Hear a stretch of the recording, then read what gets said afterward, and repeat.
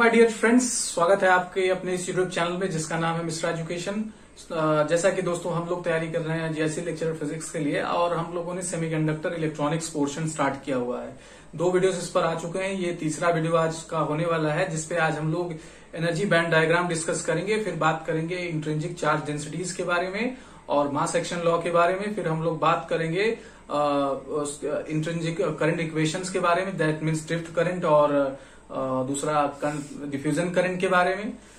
तो आज का सेशन जो होने वाला है इससे क्वेश्चंस आ सकते हैं, इसलिए इस वीडियो को पूरा देखें। साथ ही साथ और भी वीडियोस हमारे अपलोड हो चुके हैं, more than 30 videos are now available for the PGT as well as GIC. तो आप उसको भी देख के सकते हैं और साथ ही साथ वीडियो से नोट्स भी बना सकते हैं जो आपके लिए काफी कारगर होगा। और दोस्तों, अगर आप पहली बार मेरे इस चैनल को देख रहे हैं तो प्लीज सब्सक्राइब कर लीजिए यूट्यूब चैनल को और हमारे टेलीग्राम चैनल को ज्वाइन करिए, जहां पर आपको इस जीआईसी लेक्चरर के लिए जो मटेरियल्स हैं वो अवेलेबल हैं। साथ ही साथ आपको बड़ा वहां पर डिस्कशन करने का मौका मिलेगा, क्योंकि वहां मोर देन 200 एस्पिरेंट्स जुड़ चुके हैं जो आपको मदद करेंगे हर तरीके से। वहां साथ ही साथ हमारी मदद आपको मिलती रहेगी। तो शुरुआत करते हैं आज बात करते हैं एनर्जी बैंड डायग्राम को। इससे पहले हम लोगों ने N type P type semiconductors पढ़ लिए थे।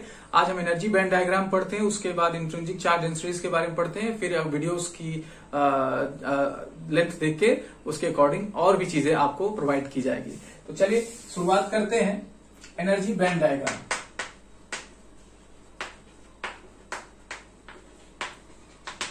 देखिए, डेफिनेशन बहुत लंबा मैं नहीं लिखाऊंगा, बस चीजें उतनी बताऊंगा जितने से आपका काम बन जाए।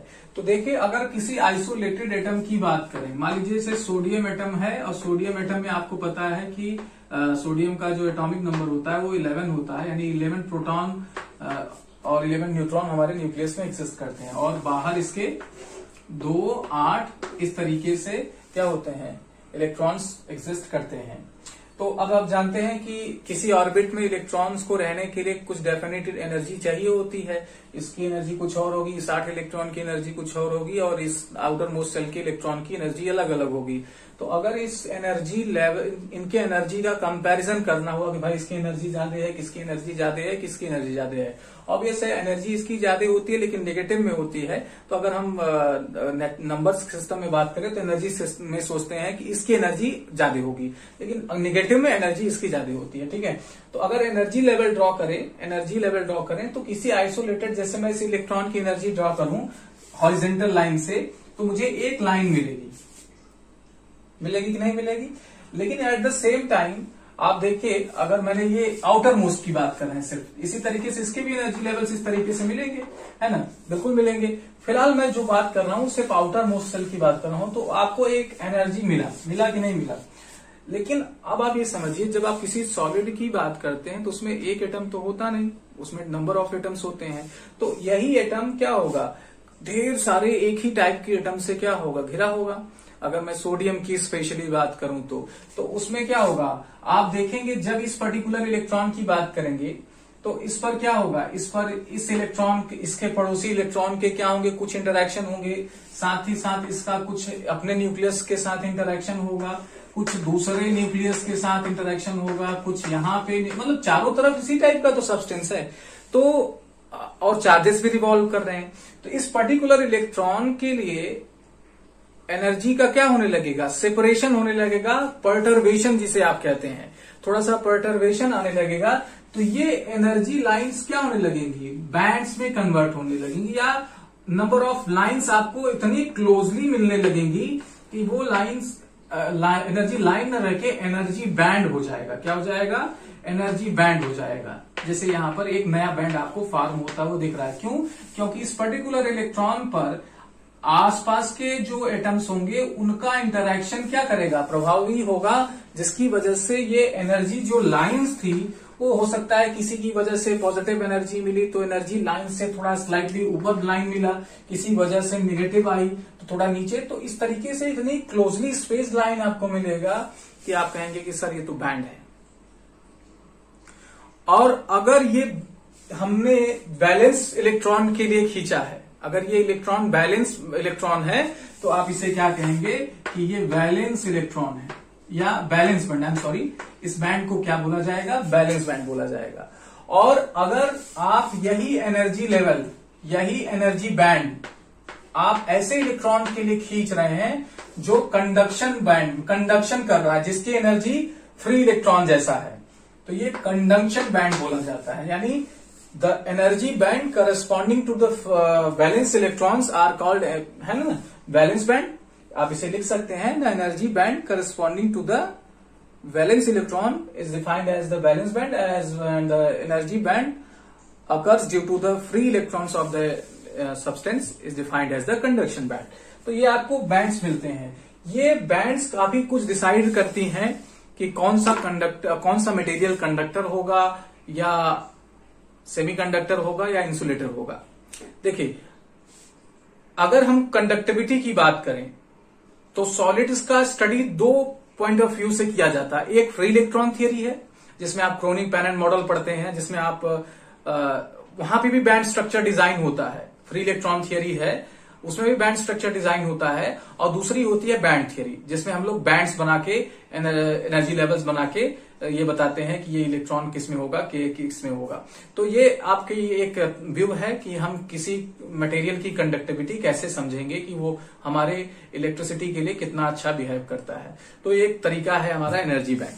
ठीक है, तो ये आपका हमें समझ में आया कि ये क्या है, बैलेंस बैंड और कंडक्शन बैंड। और इसके बीच में जो गैप होगी एनर्जी की, उसको बोलते हैं फॉरबिडन एनर्जी। क्या बोलते हैं? फॉरबिडन एनर्जी गैप, या शॉर्ट फॉर्म में एनर्जी गैप भी बोलते हैं। ठीक है, तो ये फॉरबिडन एनर्जी गैप बोलिए या एनर्जी गैप बोलिए, इसका मतलब होगा कि बैलेंस बैंड और कंडक्शन बैंड की एनर्जी का डिफरेंस। आप फिर से समझ लीजिए, कंडक्शन बैंड और वैलेंस बैंड के एनर्जी का डिफरेंस।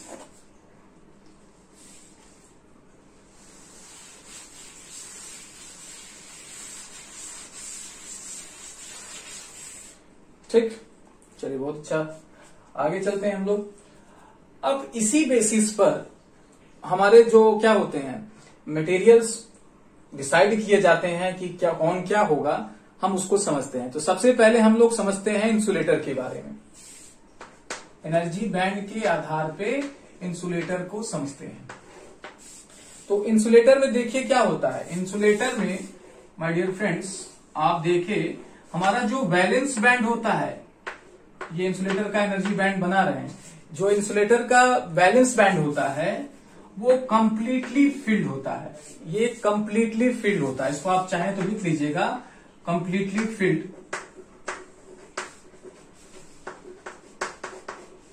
है ना।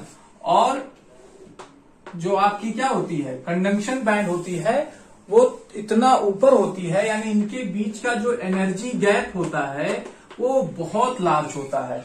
यानी अगर हम चाहें तो पहली बात तो, अगर हमारा क्या है सब्सटेंस, हमारा इंसुलेटर, हमारा मटेरियल अगर बैलेंस बैंड क्या है कंप्लीट है, यानी ऑक्टेट, एक तरीके से उसका ऑक्टेट कंप्लीट है, तो वो क्या करेगा, वो इंडायरेक्ट कम करेगा। लेकिन फिर भी हमारी बहुत इच्छा है कि नहीं, हम इसे भी क्या करेंगे, कंडक्ट कराते रहेंगे।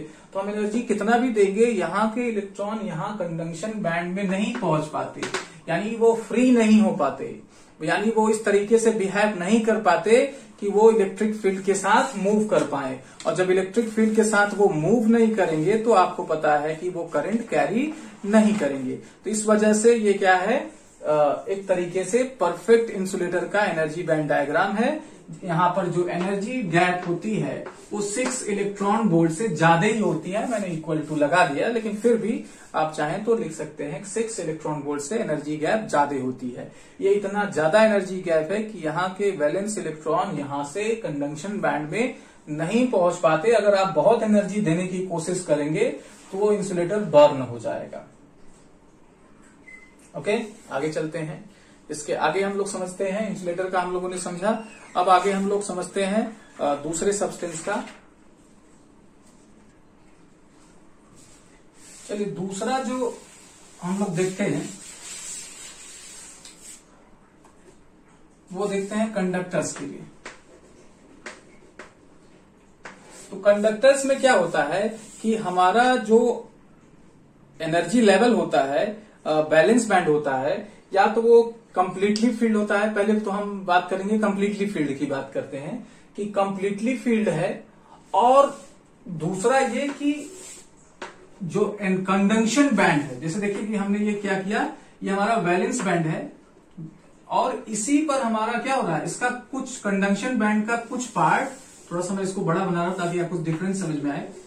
कंडक्शन बैंड का जो क्या है कुछ पार्ट है इस पर ओवरलैप करे, तो ये डॉट डॉट समझिए, या मैं ऐसे कर लेता हूं क्रॉस, ये वैलेंस बैंड का हिस्सा है और यहां पर ये लाइंस जो है ये कंडक्शन बैंड का हिस्सा है। लेकिन कुछ पार्ट देखिए ये क्या कर रहा है, ओवरलैप कर रहा है। पहली बात तो यहां पर वैलेंस बैंड कंप्लीटली फील्ड है, ध्यान समझिए, पॉसिबिलिटीज हैं। ये दूसरा पॉसिबिलिटी है कि वैलेंस बैंड कंप्लीटली फील्ड है लेकिन कंडक्शन बैंड इस पर ओवरलैप कर रहा है। वैलेंस बैंड कंप्लीटली फील्ड है और उस वैलेंस बैंड में जो इलेक्ट्रॉन्स हैं है तो वैलेंस बैंड पे, लेकिन उनकी एनर्जी, जैसे आपकी एनर्जी मान लीजिए वैलेंस बैंड में भले है लेकिन वो एनर्जी किसके इक्वल है, कंडक्शन बैंड के इक्वल है। तो आप वैलेंस बैंड में भी हैं और कंडक्शन बैंड में भी हैं। दैट इज वाई क्या होगा, अगर हम ऐसे मटेरियल्स पर इलेक्ट्रिक फील्ड लगाते हैं, इनको मटेरियल को इलेक्ट्रिक फील्ड में रखते हैं तो ये करंट कैरी कर देते हैं और ऐसे को हम गुड कंडक्टर्स बोलते हैं। क्या बोलते हैं, गुड कंडक्टर। तो कंडक्टर में एक पॉसिबिलिटी ये है माय डियर फ्रेंड्स, एक आपकी ये पॉसिबिलिटी है। दूसरी जो पॉसिबिलिटी है उसके बारे में भी बात करते हैं। दूसरी पॉसिबिलिटी है कि हमारा एल्कली मेटल्स, दैट मीन्स जिनके आउटर मोस्ट सेल क्या है आपके पार्शियली फील्ड है, चलिए उसके बात करते हैं। तो ये गुड कंडक्टर्स हैं, वो भी हालांकि ऐसे मटेरियल्स वो भी गुड कंडक्टर्स ही होते हैं, एल्कली मेटल्स। तो एल्कली मेटल जैसे आपका सोडियम है, तो इसमें क्या है, इसमें आपका वैलेंस बैंड जो होता है वो पार्शियली फील्ड होता है। जैसे कि आपका मैंने अभी ये सोडियम का एग्जांपल लिया, तो उसमें आउटर मोस्ट सेल देखिए पार्शियली फील्ड है क्योंकि एक सब्सटेंस, एक इलेक्ट्रॉन है और साथ ही साथ इसके कंडक्शन बैंड की जो ओवरलैपिंग होती है वो वैलेंस बैंड के साथ होती है। तो ये भी क्या होगा आपका, ये मेटल, एल्कली मेटल्स के लिए आपका बैंड डायग्राम है। और ये भी कंडक्टर होता है, अच्छा कंडक्टर होता है और करंट कैरी करता है।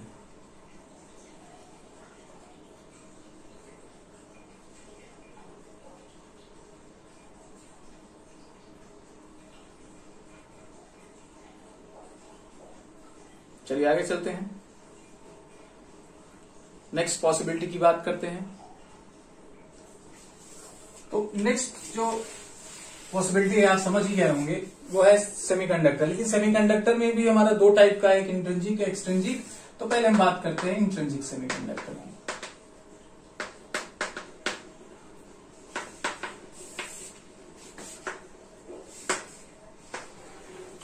तो देखिए इंट्रिंसिक सेमीकंडक्टर में क्या होता है कि ऐसे आपके जो वैलेंस बैंड होते हैं वो फील्ड होते हैं। जैसे आप सिलिकॉन क्रिस्टल की बात करें तो सिलिकॉन क्रिस्टल आप देखेंगे तो उसमें outermost shell silicon atom के भले 4 होते हैं लेकिन वो आसपास के सिलिकॉन दूसरे एटम से कोवेलेंट बॉन्ड्स में होते हैं। तो ऑक्टेट क्या होता है, कंप्लीट होता है, यानी वैलेंस बैंड कंप्लीट होता है, यानी वैलेंस इलेक्ट्रॉन जो होते हैं वो कंप्लीट होते हैं। लेकिन ऐसे मटेरियल्स का जो एनर्जी बैंड गैप होता है, जैसे ये मान लीजिए ये कंडक्शन बैंड है और ये वैलेंस बैंड है, तो वैलेंस बैंड तो पार्शियली कंप्लीटली फील्ड है। बैलेंस बैंड आप इसमें भी लिख लीजिएगा कि कंप्लीटली फील्ड है।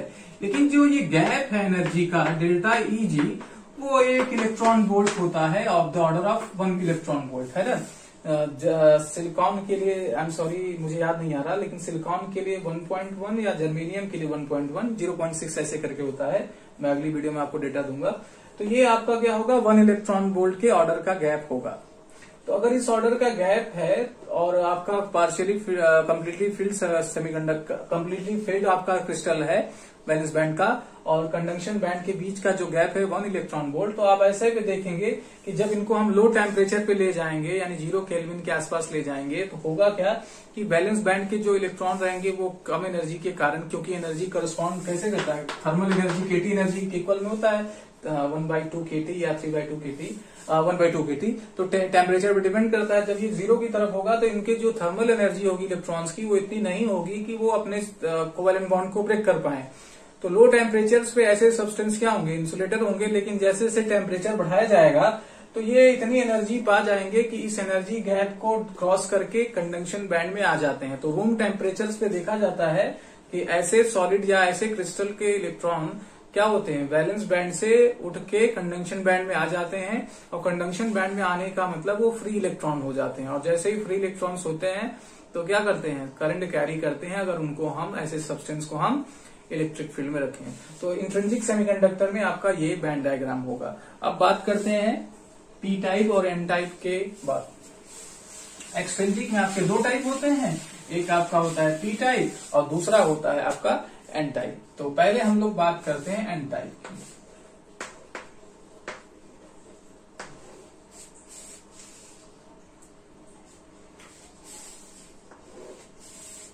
देखिए एन टाइप में क्या होता है, एन टाइप में आपने ये देखा कि हम जब किसी पेंटावैलेंट इम्प्योरिटी को मिलाते हैं इंट्रिंसिक सेमीकंडक्टर में तो एन टाइप सेमीकंडक्टर बनता है। ये प्रीवियस वीडियो में बताया जा चुका आपको। तो होगा क्या कि जो एक्सेस इलेक्ट्रॉन फ्री होते हैं, जैसे पेंटावैलेंट मिलाने पे एक एक्सेस इलेक्ट्रॉन मिलाते हैं, इसको मैंने एक्सप्लेन किया हुआ है प्रीवियस वीडियो में। तो आप जब देखेंगे वो फ्री इलेक्ट्रॉन क्या होता है, उसकी एनर्जी क्या होती है, अगर हम बात करें नंबर्स में तो ज्यादा, मतलब जैसे माइनस प्लस का कंसीडरेशन करें तो उसकी एनर्जी इतनी होती है कि वो फ्री जैसा होता है, फ्री इलेक्ट्रॉन जैसा होता है। तो ऐसे में अगर हम करंट अप्लाई अगर इलेक्ट्रिक फील्ड अप्लाई करें तो वो मूव करते हैं, करंट कैरी करते हैं। तो वो रहते कहाँ हैं, यानी उनकी एनर्जी क्या होता है, कंडक्शन बैंड से थोड़ी कम होती है। यानी आप देखिए पहली बात तो ऐसे सब्सटेंस में एन टाइप सेमीकंडक्टर में आपका वैलेंस बैंड तो कंप्लीटली फिल्ड होता है, क्योंकि ऑक्टेट कंप्लीट कर लेते हैं। एक इलेक्ट्रॉन जो फ्री होते हैं, या कह सकते हैं कि डोनर इलेक्ट्रॉन्स, वो कंडक्शन बैंड के, है ना, ये जो डोनर एटम से इलेक्ट्रॉन्स मिले हैं, डोनर इलेक्ट्रॉन्स, वो कंडक्शन बैंड के जस्ट नीचे लाई करते हैं, क्योंकि वो ऑलमोस्ट फ्री ही होते हैं। मैंने आपको समझाया भी है कैसे। तो अगर ऐसे सब्सटेंस को इलेक्ट्रिक फील्ड में रखा जाए माय डियर फ्रेंड्स, तो ये इलेक्ट्रॉन क्या होते हैं, जंप करके कंडक्शन बैंड में आ जाते हैं, बहुत ही इजीली आ जाते हैं, और क्या करते हैं, करंट कैरी करने के लिए तैयार हो जाते हैं। तो इस वजह से आपके एन टाइप सेमीकंडक्टर का आपका जो क्या कहते हैं बैंड डायग्राम है वो कुछ ऐसा है। हाँ, इसमें थोड़ा सा फर्मी लेवल के बारे में पूछता है, तो फर्मी लेवल मैं यही बता देना चाह रहा हूं कि अगर आप जैसे फर्मी लेवल है क्या, फर्मी लेवल क्या है कि अगर आप जैसे इलेक्ट्रॉन की फिलिंग कर रहे हैं, इलेक्ट्रॉन आप सेल बाय सेल फिल कर रहे हैं, तो फर्मी साहब ने कहा कि अगर आप उसे 0 केल्विन पे ले जाके फिलअप करेंगे तो लो एनर्जी कन्फिगरेशन रखेगा कि नहीं, क्योंकि थर्मल एनर्जी इलेक्ट्रॉन की उस समय 0 होंगी, तो उस समय लो एनर्जी कन्फिगरेशन रखेगा हमारा इलेक्ट्रॉन फिलिंग। लेकिन आप बढ़ते बढ़ते क्या होगा, एक मैक्सिमम लेवल पे पहुंचेंगे, जैसे आप सोडियम को ही फिलअप कर रहे हैं तो तीसरे लेवल पे जाके आप क्या हो जाएंगे, रुक जाएंगे। तो आप कह सकते हो कि द मोस्ट अनफील्ड रीजन, या जैसे कहें कि मोस्ट फील्ड रीजन, जैसे तीसरा लेवल, जैसे आपने क्या किया, ये पहला, ये दूसरा, ये तीसरा, तो ये जो सोडियम का क्या होगा, लेवल होगा, इसे फर्मी लेवल बोला जाता है। क्या बोला जाता है, फर्मी लेवल। ठीक है, तो फर्मी लेवल यानी मोस्ट अनफील्ड बोले, या ये बोले कि आउटर मोस्ट सेल जिसमें इलेक्ट्रॉन ऑक्यूपाई हो गया, लो किस पे, 0 केल्विन पे, वो हमारा फर्मी एनर्जी लेवल होता है। ठीक है, तो यहां पे जो आपकी क्या होती है एनर्जी लेवल्स, जैसे अगर इंट्रिंसिक की बात करें तो इंट्रिंसिक में आपका ये आपका कंडक्शन बैंड है, ये आपका फर्मी बैंड है, आई एम सॉरी वैलेंस बैंड। तो फर्मी एनर्जी लेवल इसके बीचों बीच लाई करता है, फर्मी एनर्जी लेवल क्या करता है, इसके बीचों बीच लाई करता है। लेकिन अगर हम बात करें किसमें, इसमें, तो ये एनर्जी लेवल थोड़ा सा कंडक्शन बैंड की तरफ शिफ्ट कर जाता है। ये फर्मी एनर्जी लेवल थोड़ा सा किसकी तरफ, इसकी तरफ शिफ्ट हो जाता है। क्यों, क्योंकि ये इलेक्ट्रॉन्स की कुछ क्या होती है, एनर्जी होती है, इस वजह से ये क्या करता है, ऊपर की तरफ शिफ्ट कर जाता है। तो आपसे क्वेश्चन ये पूछा जा सकता है कि Fermi energy level N type में कहाँ होता है, तो कहेंगे कि ओरिजिनल से ऊपर की तरफ, ओरिजिनल से कंडक्शन बैंड की तरफ। इसे आप नोट कर लीजिएगा, ये क्वेश्चन आप, मैं बता देता हूं कि इससे क्वेश्चन जरूर बनेंगे। ठीक है, और अगर हम पी टाइप की बात करेंगे तो आपका एन टाइप हो गया। पी टाइप में देखिए, जब ट्राइवैलेंट इम्प्योरिटी मिलाते हैं तब आपको क्या मिलता है, पी टाइप मिलता है, और पी टाइप में हमारे होल्स मिलते हैं। होल्स होते क्या है, होल्स कुछ नहीं, इलेक्ट्रॉन जहां पर नहीं होता वही होल्स होते हैं। अगर आपने बहुत अच्छे से समझा हो, अगर वीडियो को अच्छे से देखा होगा, समझ में आया होगा। यानी वैकेंसी ऑफ द इलेक्ट्रॉन, और वैकेंसी कहाँ होगी, जहां से इलेक्ट्रॉन निकला है, और वैकेंसी वैलेंस बैंड में ही तो होगा। बिल्कुल होना चाहिए। तो वो जो वैलेंस बैंड बना वो थोड़ा सा दुखी होके एनर्जेटिक फील करता है हल्का सा, और वो बैलेंस बैंड तो कंप्लीटली फील होता है, लेकिन वो जस्ट बैलेंस बैंड के ऊपर लाई करता है, बैलेंस बैंड के ऊपर लाई करता है। ये होल्स जो बने हैं, ये एक्सेप्टर होल्स, ये होल्स बने हैं आपकी पी टाइप में एनर्जी बैंड डायग्राम में, उसमें बैलेंस बैंड तो कंप्लीटली फिल्ड है माय फ्रेंड्स। आपका जो कंडक्शन बैंड है वो भी ऊपर है, मान लीजिए। अब गैप तो समझ रहे हैं क्योंकि ये क्या है, आपके सेमीकंडक्टर से मिलकर बना हुआ है। तो ये होल्स कहां पर होते हैं, ये होल्स बैलेंस बैंड के ऊपर होते ही हैं, जस्ट ऊपर होते हैं, क्योंकि होल्स बना कहां है, जहां आपके इलेक्ट्रॉन्स रहते हैं, ऑर्बिट में रहते हैं ना, तो ऑर्बिट में ही रहेंगे तो बैलेंस बैंड के जस्ट ऊपर लाई करेंगे। तो भाई कैसे करंट यहां से इलेक्ट्रॉन यहां कैसे पहुंचता है, तो होता क्या है कि जैसे ही हम इसे इलेक्ट्रिक फील्ड में लगाते हैं तो यहाँ के जो बैलेंस बैंड के इलेक्ट्रॉन है, ये इस होल्स को क्या करते हैं, ऑक्युपाई करते हैं। इलेक्ट्रिक फील्ड के इन्फ्लुएंस में ये क्या करते हैं, इसको ऑक्युपाई करते हैं। और जैसे ही मान लीजिए इलेक्ट्रॉन यहां से चला तो ये वैकेंसी अब पीछे क्रिएट हुआ कि नहीं, समझ लीजिए कि जैसे ही मान लीजिए यहाँ पर आपके क्या है, 4 चेयर्स बैठे हुए हैं, 3 लोग हैं, 1 2 3, चौथे में किसी को नहीं बैठना है, या है ना। और यहाँ डॉक्टर देख रहा है, तो पहला पर्सन उठा तो ये वैकेंसी क्रिएट किया, ये दूसरा इलेक्ट्रॉन इस वैकेंसी को कवर किया, तीसरा इसके, फिर आगे जो लाइंस लगी हैं वो इस तरीके से आती जाएंगी। तो आपको जो वैकेंसी अभी यहाँ दिख रही थी वो कहाँ क्रिएट होने लगेगी, पीछे क्रिएट होने लगेगी कि नहीं। तो वैकेंसी शिफ्ट होती जाती है, इलेक्ट्रॉन्स मूव करते जाते हैं। तो वैलेंस बैंड के इलेक्ट्रॉन जब क्या होंगे, आपके इस लेवल में आएंगे तो ऑब्वियस है क्या करेंगे, वैकेंसी पीछे छोड़ेंगे और वैकेंसी की शिफ्टिंग होती है, होल्स की शिफ्टिंग होती है।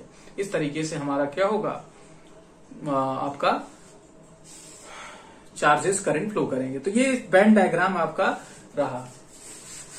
एक यहां पर मैं बहुत इंपॉर्टेंट बात बताना चाहता हूं, ध्यान से समझिएगा। आपने ये पढ़ा होगा कि चार्ज विदाउट मास एग्जिस्ट नहीं करता, और इलेक्ट्रॉन जब निकल जाता है तो वैकेंसी होल्स क्रिएट होती हैं और होल्स पे आपकी चार्जेस होती हैं। तो वहां पे तो कुछ नहीं है, तब भी क्या है, आप कहते हो कि चार्ज है, तो आप यहां समझिएगा कि वो वर्चुअल चार्ज है, इसलिए वर्चुअल इलेक्ट्रॉन का मास भी माना जाता है।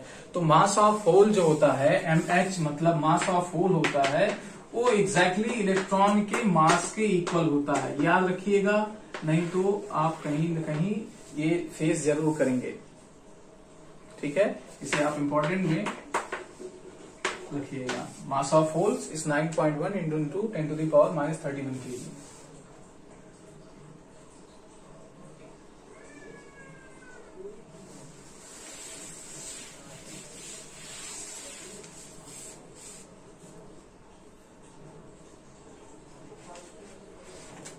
चलिए अब बात करते हैं चार्ज डेंसिटीज की, इंट्रिंसिक चार्ज डेंसिटीज। तो मैं यहाँ पे डेरिवेशन करने नहीं जाऊंगा, लेकिन आप इंट्रिंसिक, अरे कथा हूं, इंट्रिंसिक चार्ज डेंसिटी, यानी अगर आप किसी इंट्रिंसिक सेमीकंडक्टर को देखें तो उसमें चार्ज डेंसिटी क्या होगा। तो आप देखते हैं कि जब भी ये क्या होता है, इंट्रिंसिक में कोई चार्ज आपका बॉन्ड टूटता है तो अपने पीछे वैकेंसी क्रिएट करता है, तो इलेक्ट्रॉन और होल्स की जो संख्या होती है वो इक्वल होती है, यानी यहाँ पर इक्वल चार्ज डेंसिटीज होती हैं। तो अगर हम चार्ज डेंसिटी पर यूनिट वॉल्यूम देखें तो उसे एन या NI से डिनोट करते हैं, जैसे यहाँ पे NI है ना। तो ये क्या है, इंट्रिंसिक चार्ज डेंसिटी है। किसी किसी बुक में अलग अलग तरीके से लिखते हैं, आप बस ध्यान दीजिएगा कि है क्या। ये intrinsic charge density is equal to, charge density मतलब चार्ज पर यूनिट वॉल्यूम, ये चार्ज पर यूनिट वॉल्यूम है, याद रखिएगा, है ना। ये Ne मतलब नंबर ऑफ इलेक्ट्रॉन्स पर यूनिट वॉल्यूम, और NH नंबर ऑफ होल्स पर यूनिट वॉल्यूम, ये क्या होते हैं, इंट्रिंसिक सेमीकंडक्टर में इक्वल होते हैं। इसी से आपका एक फॉर्मूला डिराइव करते हैं, जिसे मास एक्शन फॉर्मूला बोला जाता है। और वो मास एक्शन फॉर्मूला कुछ इस तरीके से आप दे सकते हैं कि number of electron per unit जैसे ए और NH is equal to NI²। यानी आप इन दोनों का मल्टीप्लाई करें, और ये जब इक्वल है तो क्या होगा, इसका इक्वल आएगा। इसे बोलते हैं मास एक्शन लॉ।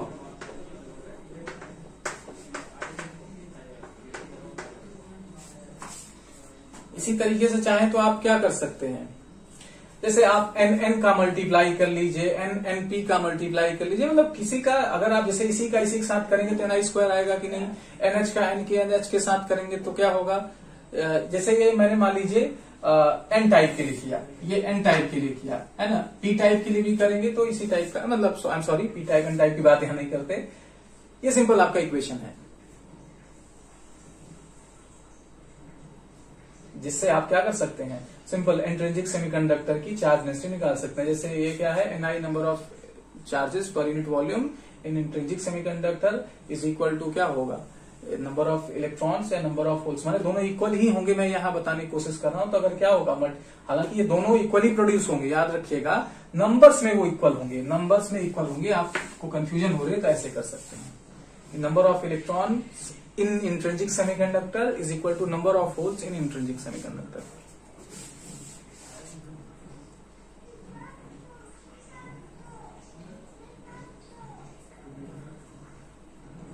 अब बात करें करंट डेंसिटी, करंट के बारे में। करंट पहले हम लोग क्या कर लेते हैं, चाहे तो हम पहले फाइंड कर लें कि किस तरीके से क्या होगा, करंट फ्लो करेगा। तो आप जानते हैं कि क्या होता है, करंट फ्लो करने का एक दो तरीका होता है कि एक इलेक्ट्रॉन ड्रिफ्ट करे और दूसरा क्या हो, शिफ्ट हो करे। तो दो तरीके से यहाँ करंट फ्लो करता है, एक ड्रिफ्ट के कारण एज यूजुअल जैसे कंडक्टर में, दूसरा डिफ्यूजन के कारण। डिफ्यूजन क्यों भाई, डिफ्यूजन इसलिए क्योंकि क्या होता है, चार्ज कंसंट्रेशन अलग अलग होता है। तो चार्ज कंसंट्रेशन जब अलग होता है, कंसंट्रेशन की वजह से अगर मूवमेंट होता है कहीं पे, जैसे शरबत, गाढ़ा शरबत और हल्का पानी मिला देते हैं तो उसमें मूवमेंट देखते हैं, मास का मोमेंटम देखते हैं, तो उस प्रोसेस को डिफ्यूजन बोला जाता है। तब करंट आपकी क्या होगी, फ्लो होगी, और वो कुछ इस तरीके से फ्लो होगी, उसको हम लोग देखते हैं। तो पहले हम लोग ड्रिफ्ट करंट की बात कर लेते हैं, फिर हम लोग बात करेंगे डिफ्यूजन करंट की। तो आप जानते हैं कि क्या होता है कि अगर मान लीजिए आपके पास क्या है, एक कंडक्टर है जिसमें मान लीजिए कि ये क्या है, कंडक्टर है जिसकी लेंथ मतलब ले लीजिए, और इसमें भी वेलोसिटी से क्या हो रही है, चार्जेस मूव कर रही हैं, तो करंट डेंसिटी कुछ फ्लो होगा कि नहीं, करंट डेंसिटी फ्लो होगा जे।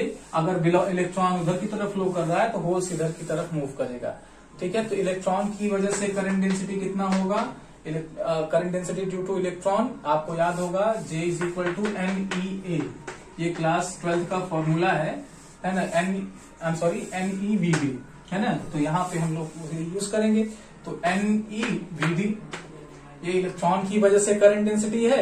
इसी तरीके से होल्स की वजह से भी क्या होगा, क्योंकि इसमें इलेक्ट्रॉन और होल्स दोनों मूव करेंगे, तो इसी तरीके से आप P ले लीजिए ताकि आपको कंफ्यूजन ना हो। ये नंबर ऑफ इलेक्ट्रॉन को शो कर रहा है, नंबर ऑफ होल्स को शो कर रहा है।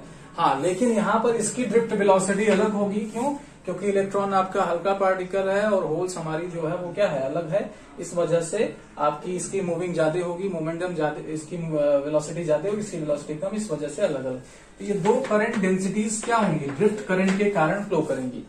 दो करंट डेंसिटीज ड्रिफ्ट करंट के कारण फ्लो करेंगी, तो आप इनको अगर सम कर देंगे तो ड्रिफ्ट करंट आपको मिलेगा। तो टोटल ड्रिफ्ट करंट कितना मिलेगा, अनुगमन करंट, जिसे अनुगमन कह सकते हैं, J is equal to JE plus JH मिलेगा कि नहीं। तो रख देते हैं वैल्यूज। तो देखिए इसमें क्या कॉमन है, चार्जेस कॉमन है, तो E कॉमन ले लेते हैं।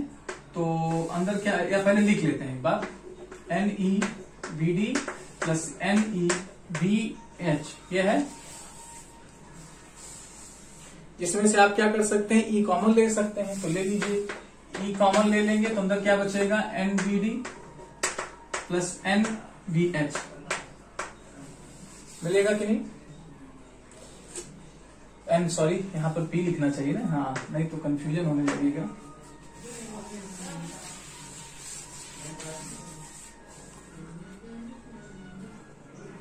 तो किसी किसी बुक में क्या करते हैं, दोनों N लेते हैं, क्योंकि इक्वली क्रिएट होते हैं इंट्रिंसिक सेमीकंडक्टर में, दोनों इक्वल क्रिएट होते हैं, तो N लेके क्या कर सकते हो, आप कॉमन ले सकते हो।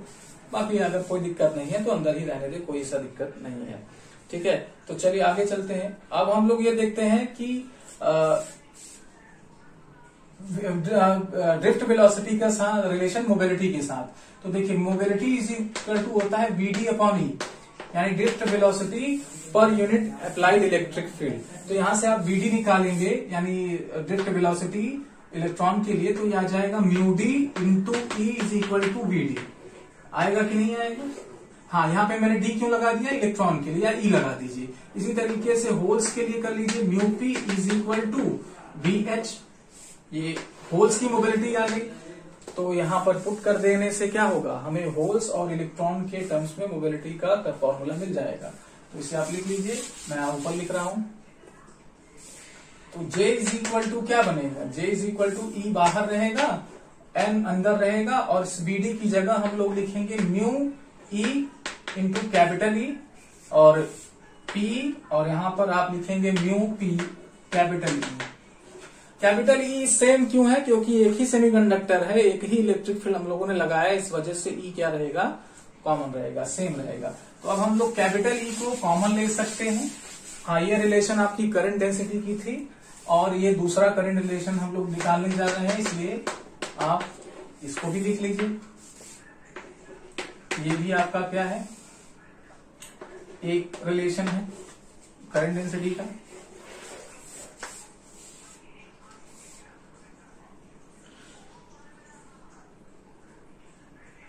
अगर आप इसमें एरिया से मल्टीप्लाई कर दें, अगर आप इसमें एरिया से मल्टीप्लाई कर दें तो आप करंट भी निकाल सकते हैं। जैसे ड्रिफ्ट करंट की वजह से, जैसे अगर हम क्या करें, J इज इक्वल टू क्या होता है, I अपॉन ए होता है ना। तो अगर हम क्या करें, J इज ऐसा कर लें, तो E capital E into A N mu E plus mu P mu Q, है ना। तो ये आपका क्या आ जाएगा, करंट आ जाएगा। इतना करंट हमारे इंट्रिंसिक सेमीकंडक्टर में ड्रिफ्ट की वजह से, ड्रिफ्ट चार्जेस के ड्रिफ्ट की वजह से फ्लो करता है।